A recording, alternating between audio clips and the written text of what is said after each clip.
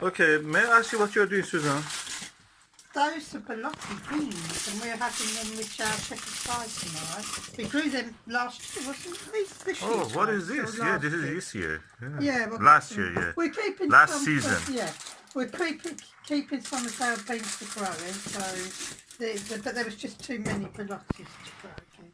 Yeah. So we're going to have them in shepherd's pie tomorrow. So, why you're putting them in the water To soak them. and what it does? Well, it rehydrates them. Oh. They're dry. But the secret of rehydration also is to put some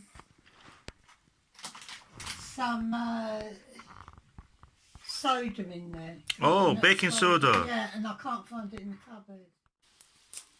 Oh, God, I better get the lid off. Well, he found it in the cupboard because it was on the top shelf and I'm only little.